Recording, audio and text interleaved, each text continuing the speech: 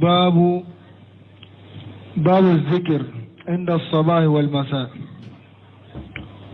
وعن ابن مسعود رضي الله عنه قال وعن عبد الله بن قبيب بضم الخاء المعجمة رضي الله عنه قال لي رسول الله صلى الله عليه وسلم اقرأ قل هو الله أحد والمعوذتين حين تصبح وحين تمسي 3 مرات تكفيك من كل شيء. رواه أبو داود والترمذي وقال حديث حسن صحيح. وعن عمر بن عفان وعن عثمان بن عفان رضي الله عنه قال رسول الله صلى الله عليه وسلم ما من عبد يقول في صباح كل يوم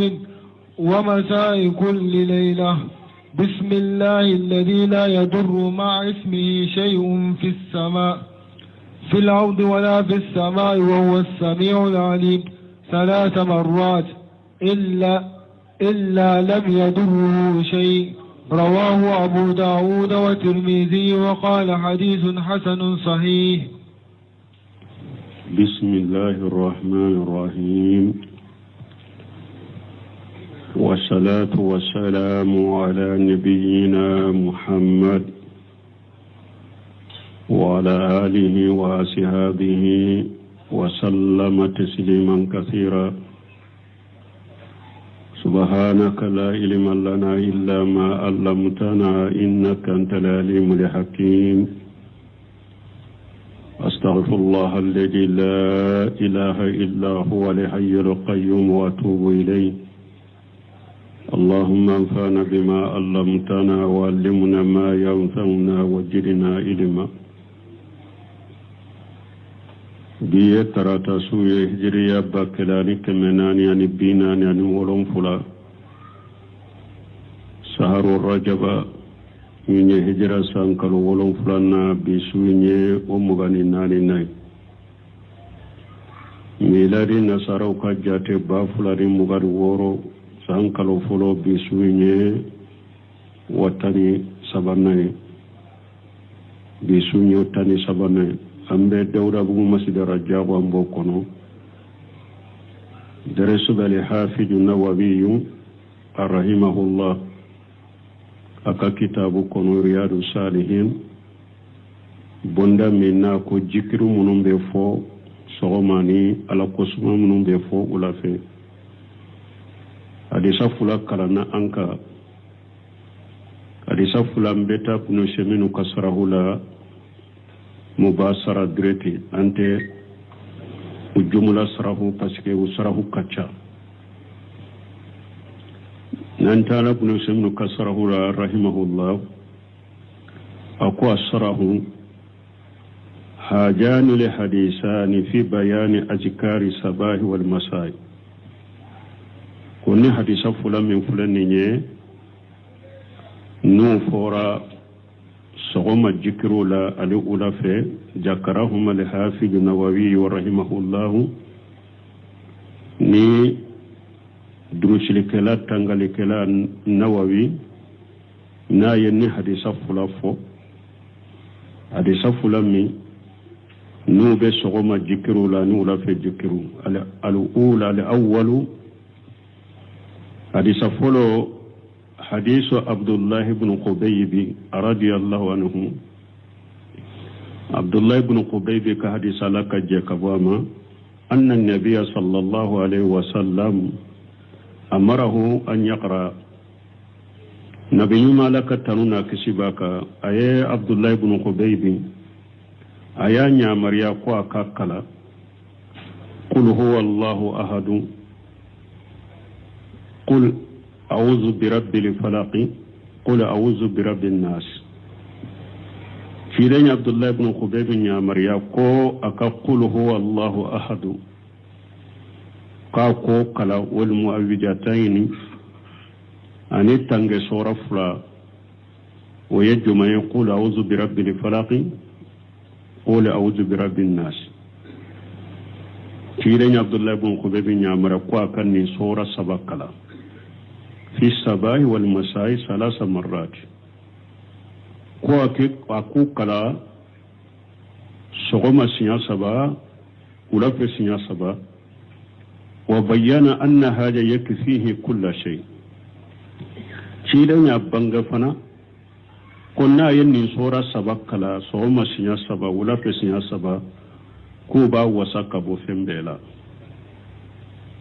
أما سورة الأولى فهي سورة الإخلاص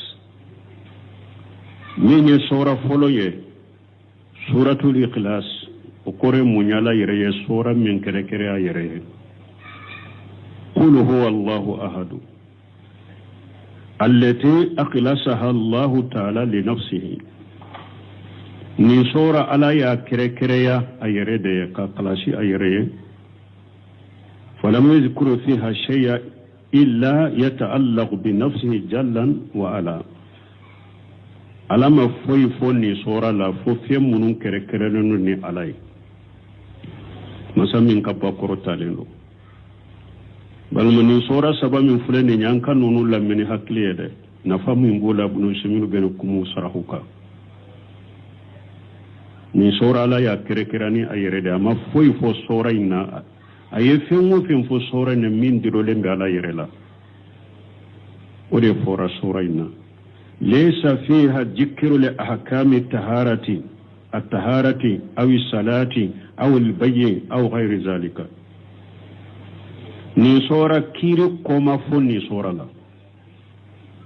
سنيا كوما فو نصورة سنيا كيرو ما فو نصورة لا سالي كيري ما فو نصورة لا سني فري كيري ما فو نصورة لا أني ونا نيغونو بل كلها مقلصة لله عز وجل سورة بقلص لمبي على دي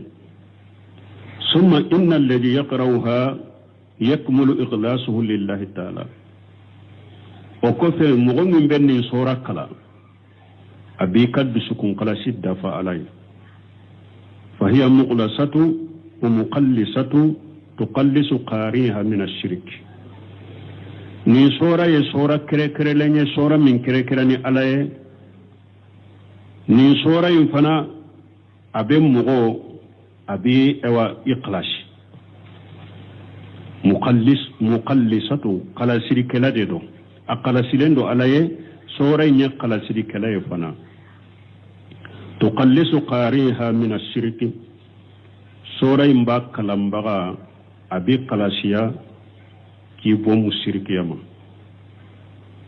وقد بيّن النبي صلى الله عليه وسلم أنها تعدل ثلث القرآن كيدا نبانغاني كوني سورة أني قرآن تلا سبنا ببنيغنا ولكنها لا تجزئ عنه مئتي وسكبو قرآن مدي أي نونو لمن حكليه sora imbe qur'ana tila sabana ana bebbe nyogona miati wasa qur'ana la de ta'diluhu wa la tujzi'u anhu ani qur'ana sabana de barajiye kelenye miati wasa kabo qur'ana kalalima wa shay'un qad yakunu adila li shay' fendo be ani fendo damala kenyelendo barajila walakin la yujzi'u anhu miati wasa kabwala ألم تروا أو ما يوى أن الإنسان إذا قال لا إله إلا الله وحده لا شريك له له الملك وله الحمد وهو على كل شيء قدير كان كمن أعتق 4 أنفس من ولد إسماعيل أو ما ينين دعو نيافو نيقول لا إله إلا الله وحده لا شريك له له الملك وله الحمد وهو على كل شيء قدير أبيكم إسماعيل دون أرابو جونتا abe komi ay arabu jon nani abe komi yo kankoro ya nin do baraji abe komi ni arabu jon nani kankoro ya baraji no de be nyogon wama jalika me kafaroka la tujin an itigi rakhabati atesiki wasaka bo har jon kelen ka kankoro yama ay nin famu ni nin duawin fo baraji be ko mi ye jon nani kan horoya me misali kan ni kafara be mo mi nasisa ko ka jon kan horoya يالا نيكو لا إله إلا الله وحده لا شريك له له الملك وله الحمد وهو على كل شيء قدير وبيجون كان هوريا بويا أتا وصيه ففرقوا بين المؤادلة في الأجر وبين الإجزاء في الكفارة فرنفنشر دي فرنش بين كافون نينكم مسنا نين براجيه كلنye ani ninko masina bi wasakabon nin kafarai ma faragu bunu nyogon jere di frashi be nin baraje ani nin yekelenye ani nin bi wasakabon nin nanni kafarado wote kelenye wala haja nin da koso law khara li insanu qul huwa allah ahad fi salati salasa marrati ma ajja'atni al-fatihati nin da koso nin mo min yaqul huwa allah ahad ni yakala ikasallila arkan saba ati wasakabo fatiha kalama ما أنه لو قراها 3 مرات كأنما قرأ القرآن كله كافرك أن يقول هو الله كلا سنيا سبا أبراجي بكم من يقرأن بكلا من يقول هو الله كلا هل سنيا سبا دي أتي وسكبو فاتحة كلمة لأنها تعدل ثلث القرآن فسيقول هو الله أحد أبراجي أن القرآن تلا سبا دي بينيغنا دونك نيا كلا سنيا سبا abaraji be ko meniya qur'ana kala mais ati wasaka bo fatiha kalama nim baraji ko be ko minni ana bi wasaka bola ko kelewunte wa ma qul a'udhu bi rabbil falaq min yaqul a'udhu bi rabbil falaq wa qul a'udhu bi rabbin nas min yanni sura fulay fahuma suratani لاتان نجلتا على رسول الله صلى الله عليه وسلم حين سهره القبيس لبيد بن آثم اليهودي من سورة فلا وباف من المؤويتان قول أعوذ برب الفلق أن يقول أعوذ برب الناس من سورة فلا جينا تشيرين كا تمام مغجوغي لبيد بن آثم يهوديا تمام ويتشيرين دبالي tumami yahudiya labid ibn asam yahudiyu tumamu yeciden da balide ne sura fulan jigna fa anjala allah hatayn suratayn alayni sura fulan jigi fa qara'ahu bihima faraqahu bihima jibril fa halala allah anhu shihra jibrila yeciden saloni ni sura fulay على الدبلين فوني كابوالا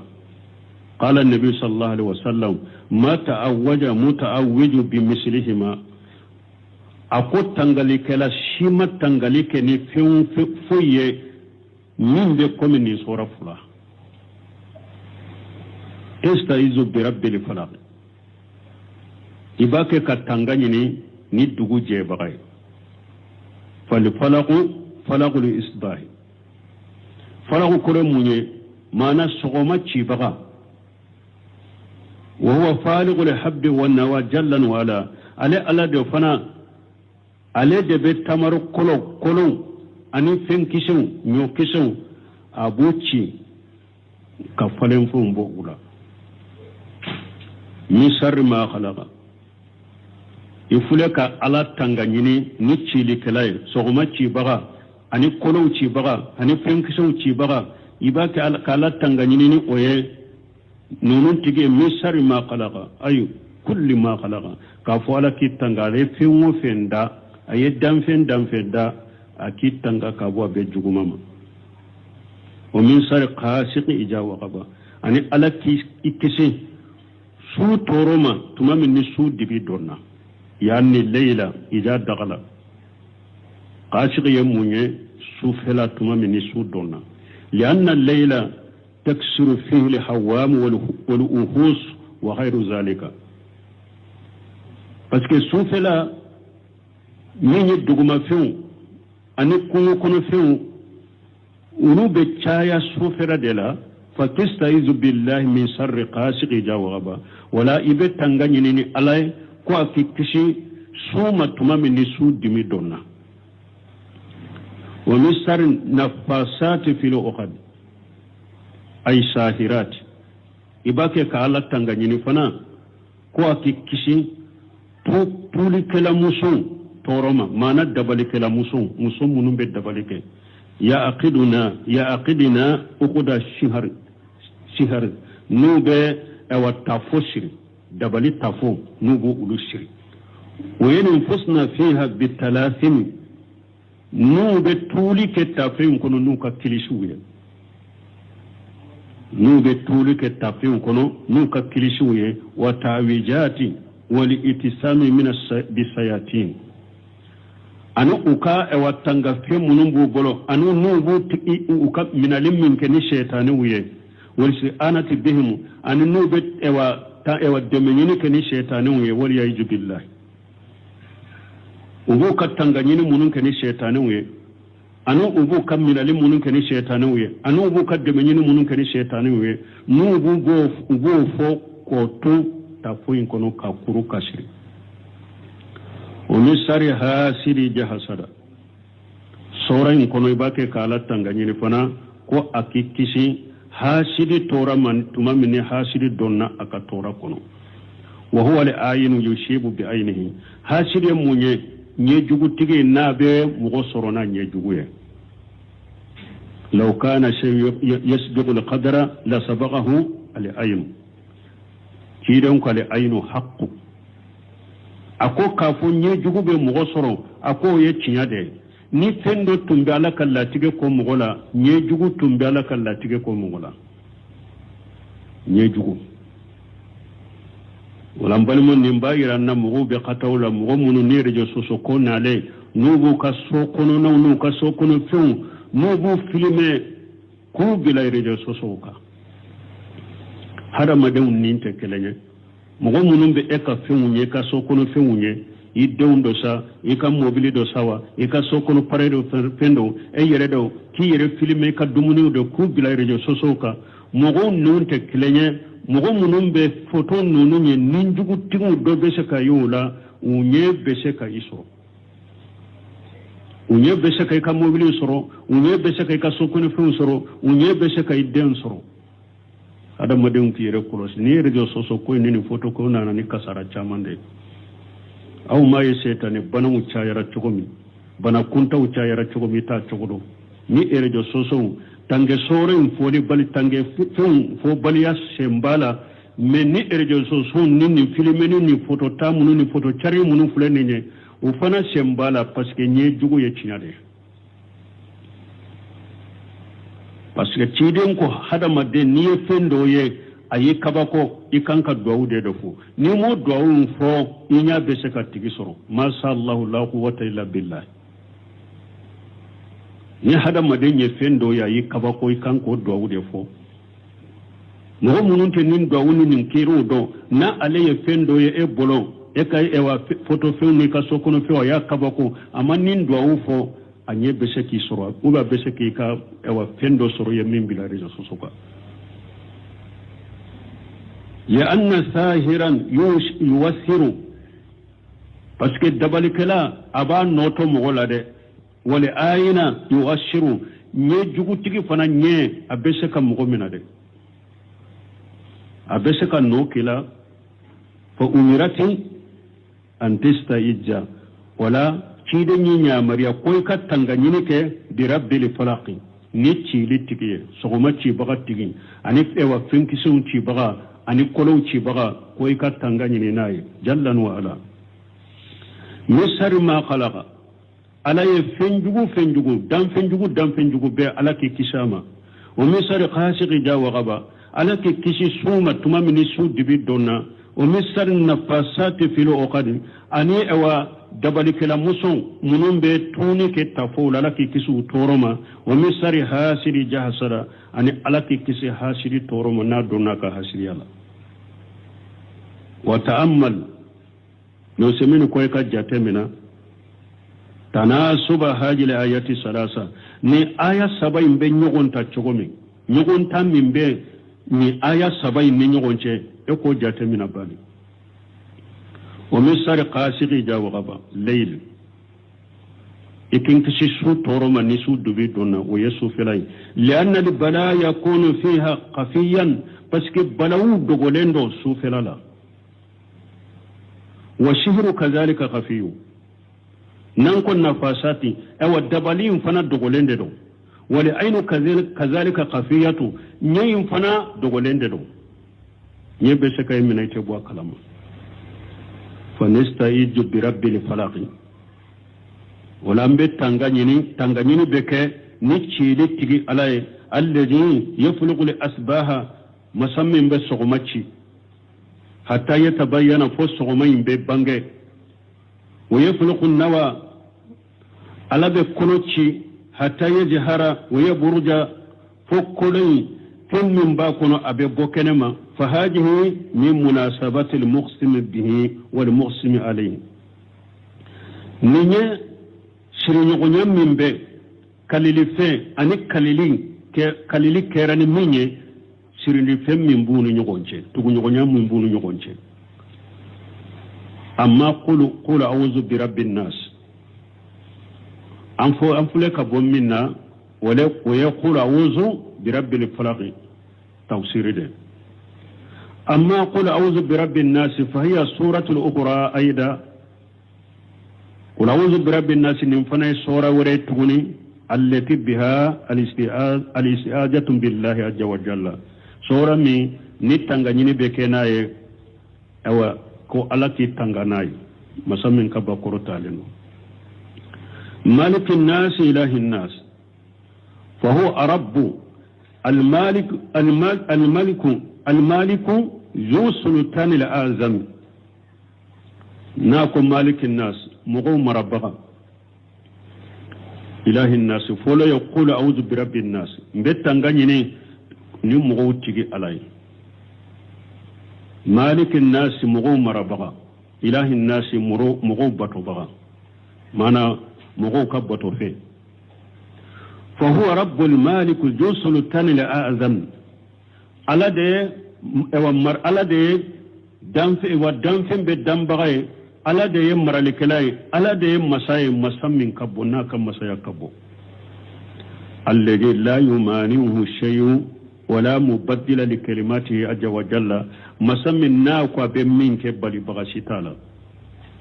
aka kuma fana yele ma bagata aka kuma wala masammin kabba kurta leno malikin nas ilahin nas ay mabuduhum alladhi yubadu bihaq ilahin nas مغو كبتو فين الذي يعبد بحق مسمى ببتو نيتيان فلا معبود حق الا الله عز وجل بتو فين تي من كبتو نيتيان على كلمه بوته مسمى كبكور تالو يسر لواسواس القناص الذي يوسوس في صدور الناس هذه وسواس الصدور التي يلقيها الشيطان في قلب ابن آدم إذا تنغني مصر الوسواس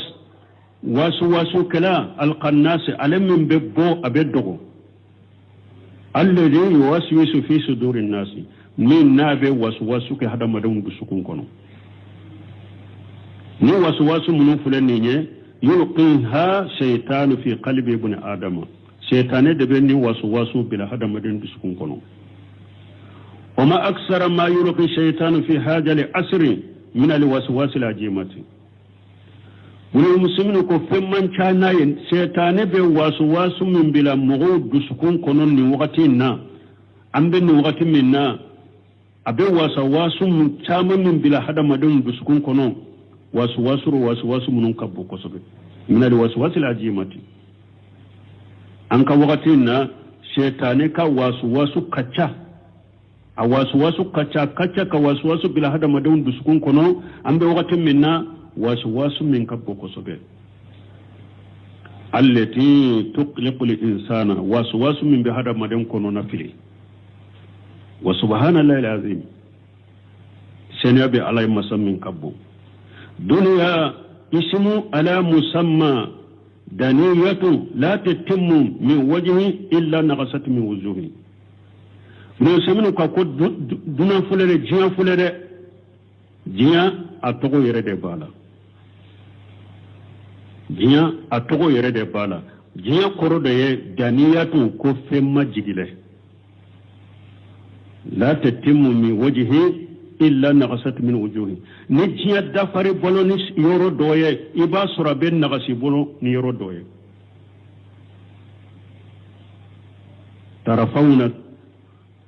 ترفنا في هذه الأيام في هذا الأهد لا يوجد نجيه فيما سبق بنو سمينكو أنفل الجنة وقت اللبان مننا أن ينيمن الله في أسرو نيمن من الله في أن يغنم الدليك أسرو فلمغو بلو كتمه نعم متوافرات نيمو بامبلو سيسا نيمن منون كتشاكو صبه والأموال والبنون نفروا بامبولو دينكو بامبولو وكل شيء فين بامبولو أنك وقت لبونا وترفل جسدي ظاهر فالكل نيما وبنغلين دو هذا مدونك لكن كسرة في الناس آلنا الوسواس والأمراض نفسية والبلاو الله أكبر حتى لا تتم دنيا أكون مسيسا wasu cayara hada madonna awa nimbana o cayara hada madonna balawu cayara hada madon bolo puru diya nema kana timme an bolo yaro nema min be diya labai na sa tunte folo mo bolo ambe lafiya ni nema min na tunte folo mo bolo Abdullah ibn Khudari bawo fo ako faranfansha do banni folo mo ce folomogo ka fari kolo segenen tundo me wulu ka dusku lafiyalen tundo me sisan kan mogo fari kolo lafiyara man ka dusku de segelen do wali ato folomogo ube tama janke usenna faluka nyamuka souka me hakkilinu duskum basigilen do ube kitabu wala hikuto tama denyala parce que duskun lafiya lendo ibn qayyim al-jawzi aka kitabu minye jadul maadi fi hadi khairi libada ya kitabu wallahi ka to tamadenya de la farkolo tumbe sege mu duskun lafiya lendo mais si sa on farkolo lafiya lendo mobilu moton avion metron terrain enflé on konode kilimu banka mais andonto abielo koroto ni avion jigina aéroport la bébé koroto de daka yelenka kene mala soro parce que dusku la fialende farikolo la fialen fule mais dusku la fialende farabo banni fulo mo uche balmo nema fulan ka chiela en ka tilela farikolo ne wale ni e wanna fulo be denku be na e wa nema sugu be bambolo mais en fana ka wakati la wasu bana cayara nin bana cayara maradun nafsiya min ye setane baran ye ulu nin bana otea ulu cayara maradun nafsiya ulu cayara hada madonna balawu cayara pour jiya kana timme ambolo fayari kanali insanu ilaiha ni hada madente mile katama nunu fana yansuru ni wakati labaw na munna puru jiya kana timme ambolo nambe mile kata jiyama lianna dunya parce que jiya fule law tammati min kulli wajhi an satil akhirata parce que ni jiya timmana hada madem bolo fembe la nyabe la chogo bela ibenyina la garako ibenyina la garako كما قال النبي صلى الله عليه وسلم كم النبي ما يفوتشو ملكة تنونا كشبك والله تيدم كون كلني علي ما الفقر أقصى عليكم انتسرى أني فانتانيا يكو فانتانيا باوتيا دي ولكن أقصى أن تفتح عليكم الدنيا من بسرى جيادي كانت دايلة ويه فتنافسوها النابي نيغوندا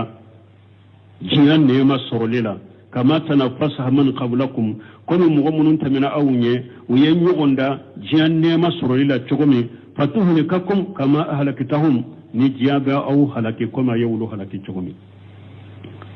wallahu azza wa jalla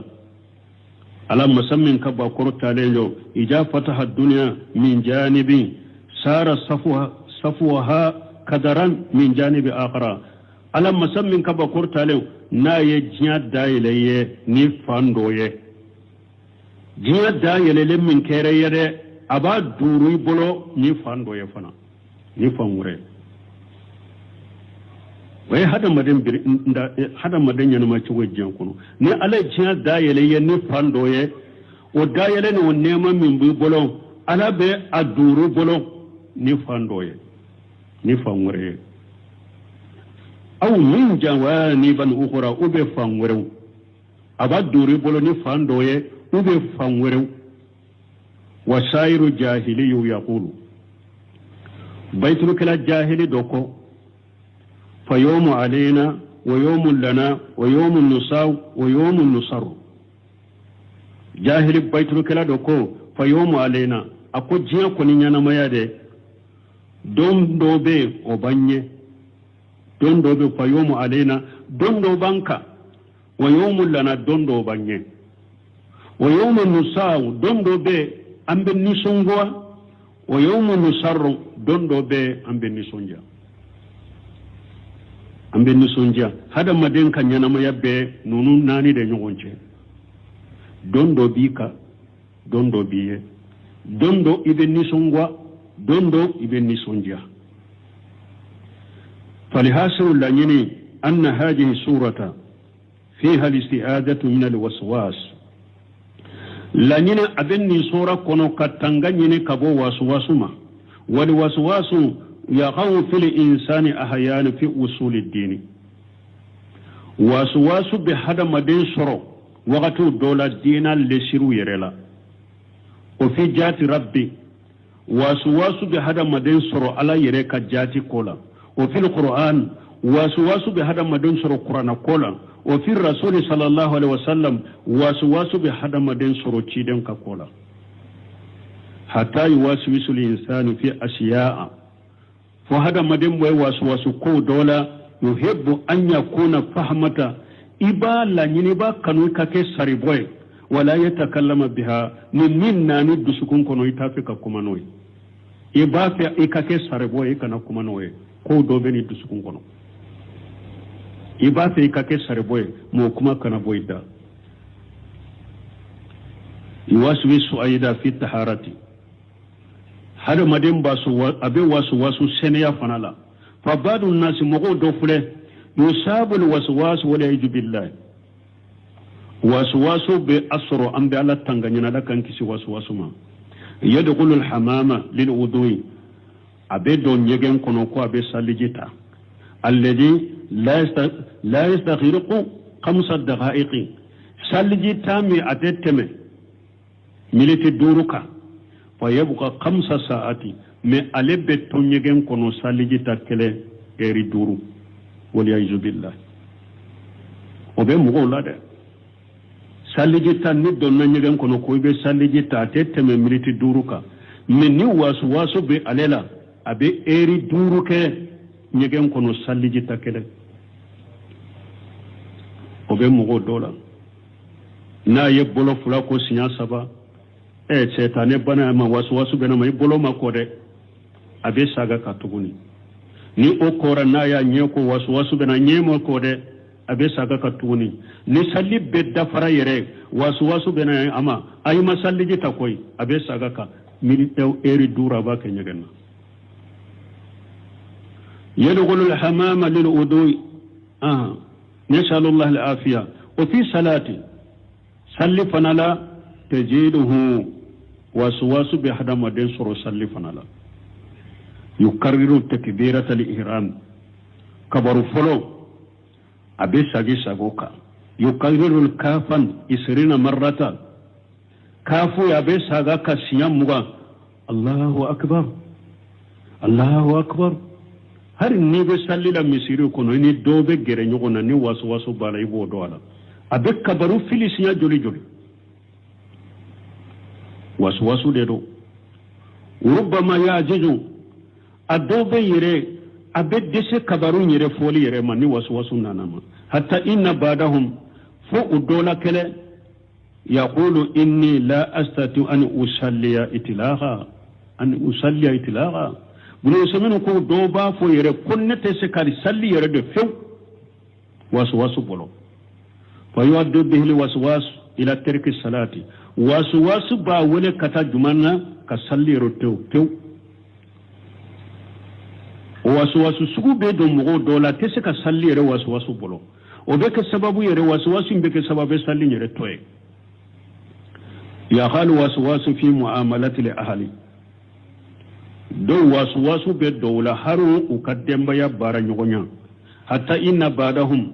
fo udo be yukhayyalu ilayhi anna ahlahu wada'u lahu shihra fi akli wa shurbihi fo do waswasu benahuma fo abena nyekoro e ko ale kam muso ye dabalido dumuni la kadama ube akam muso ye dabalido jila kadama o waswasu be hadu do soro hara kam muso be dumuni min dama adalente dumuni nakadu amuso be jimin dama dalenta la kami parce que waswasu badu sukuno akana ke na ye posone do akono de akana ke na ye dabalido nin kono kana do ne kono de hara muso ka dumuni o dumuni be gelayama waswasu bo se mugoma fi akili wa surubihi fa ya'kulu min al-mata'imi atigi beta dumuni ke restaurant de la parce que waswasu benama fo abe sikka kam musola kwa kana sura yadda balika leka dumuni la abeta dumuni do ewa restaurant de la dumuni yoro wa hatta inna rajula fum mugodo chawdo la yatakallamu li ahlihi fa yaqulu ya umma fulan abe kuma kan musofe abafo karasa ba jawjatuhum mana lanyina akam muso mana muso indendo be abafo karasa ba fa yaqulu lahu shaytani ba fama talaqtaha yike muso bila koy mana muso wore to doro shaytani ba waswasu ko muso wore le ye birali da yabolo shaytani ba waswasu katama yinka muso bila wa yunakkidu alayhi li hala akalla halau ube ewa gele ya bolo hatta inna badahum haru dola kele idha fatah li mushafun liyaqra na yaqrana dayele kwa bekala kullama qallaba warqata waqtu naye ewa qurana ewa papier mi yelema qayyara lahu shaytan be akya nyekoro annahu qala li imrati anti taliqu ko ako akam musomade ibra leno balmo nim bana mani de mo chaman de benni wasu ni nim bana sugungu do sunu fule kam min fo abede be mo golan kanya na mayen kono hara kalanto na ya ka qur'ana pape yele ma be kya nye koro kana hakilila ko ale ya ka musabbila de fataraka qira'atul qur'an abe qur'ana kalanto shi akele fal waswasu azimatu balman waswasu fembado lakinni تردها سهل جدا من كواسواسي كأجك بويلا كنيوني كبويلا أكنه كجو بينه النبي صلى الله عليه وسلم آتاه الله جوامع الكلم وفواتح الكلم وخواتم الكلم چيدن نونم بانغانيه چيدن ni alaye ka kuma chaman faranyogon ka kuma denkelen kono ala yo no ya chide minye kuma dayele ala yo no ya chide minye kuma dafale timele ala yo no ya chide minye ayo banganye hina sukiya ilayhi hajali amru tumamu yenin koyinyira chidenna dode yenin waswasu chiden tirela ni waswasu ya kashe ba domina aya aka koyira chidenna فقال صلى الله عليه وسلم ألك تيدن كلك تنونا كشباك إذا وجد أحدكم ذلك فليستعذ بالله ولينتهي كلمتان ولو دعتو دون نين كلنا نانكو أمبب إوا بوندا من حديث منكو بين وبين كماكا وسواسو فرا فلده فين فلا نو شيطان وسواسو بمؤمنا كان يرتو أبولده ale de be ken e wanni mbanay ale de be ke setane banay ni yere to abolo chide ni fura fula de pour akibila folo yastayji billahi ibe tangani ni alaye akikisi shaytani ma yaqulu a'udhu billahi minash shaitanir rajim iben nifo ni wasu sugu munu fulani ne nanyu fo sarakula mu dola kelembe mugo minna har ube har ni ekatama she nunuma me abake ki kuma se abila afure munye tangani ni ala ki tanga shaytani toroma ikafu a'udhu billahi minash shaitanir rajim walakin yaqulu habbi sidqi wa ikhlasi me iba foni tiya tigiyani dusun kala sida yada a'udhu billahi minash shaitanir rajim abe foni tiya de tiya tigiyani dusun kala sida wannahu multajin ila allah haqqa kayira ebake ki sembe ala dema tiya yerela la mafar lahu min la ilaha illa ilayhi boli yero tibolo ni be saka boli ala ma foni boli la kata ala yerema ika foni ni hakilina de ani dusun kala sida ni nye foloye fulanna wali yantahi wasu ye atoye de bola de ka atoye de ay yu'ridin an hajan fa yuridu itlaqan ire bonni wasu la pe yere botto ko munye nan ko ni mugo min do nan nyegena salliji ta teme militi duruka ebe eri duruka la ni e salliji ta ni e bolo fula ko siya saba ni wasu nani mako temuka ikata kontine nyako lila ni nyako ni wasu na kenya me ko de temaka ikate ka boloma ni ka boloko ni wasu na ma ko bolo tege mako de temaka ikata ewa kunkoloni tilowula ni ya ulo fana salo wasu na rima ikuma salo de itilo masalo de temaka kana sagaka ni nana sena iyuko wasu nana sema kode temaka kana sagaka ni saliji de takaddafa pon wasu nana ko shiga saliji tay ma saliji tare bonyegen kono siya kele ka jate mina ye saliji ta ni yere ni deli doro wasu mbeta ka boybolo kide nda ya di fura fulana fuleninde ibala pe atoy pe إذا استعمل حاجة وإن كان سوف يدقط على نفسه بلو سميو كوني مغمي ينينك هل نا ياسرو إكبرسون كيري دقود كاكي فسوف يتأجب جاكوا نمبي لا جابا ما نمبك دقو يئيكا لكن حاجة في أول مرة فقط مي أسنيا فولو دي بيت دقو درو سنيا فولو درون دي بيت دقو مي اللبا ينا بيت دلي اللبا شيطانين بيتا واسواسو بيتا ثم بعد ذلك يزول بالكلية نكون كلي فلولا إبد دغدا إبد لا جبده مي اللبا أكفي أبتا كابوي بلو بو لأن رسول الله صلى الله عليه وسلم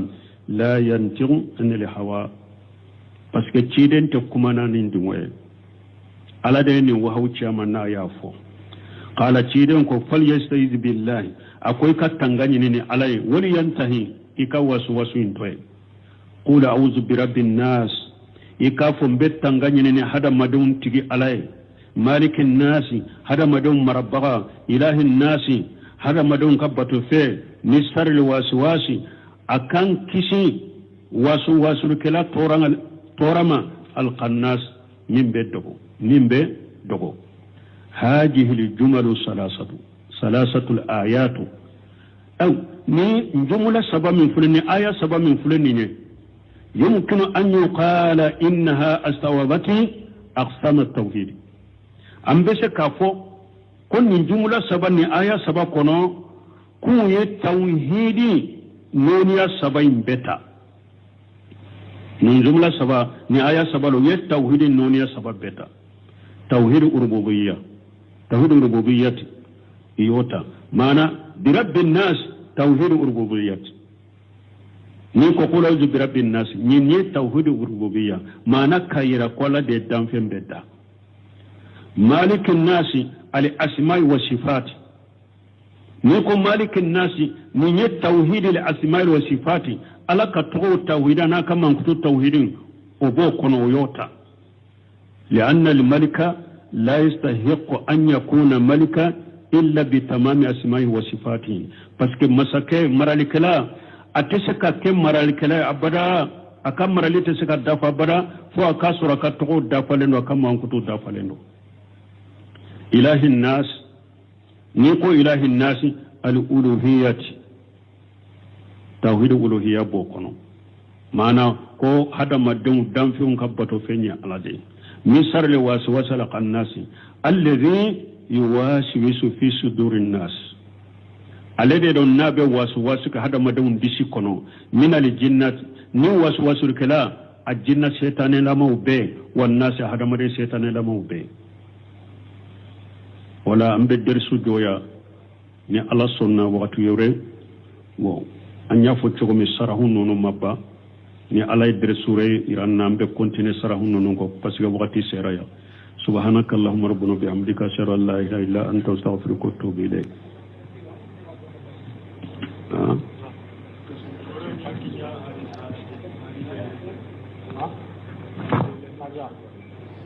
الشيطان الرجيم بسم الله الرحمن الرحيم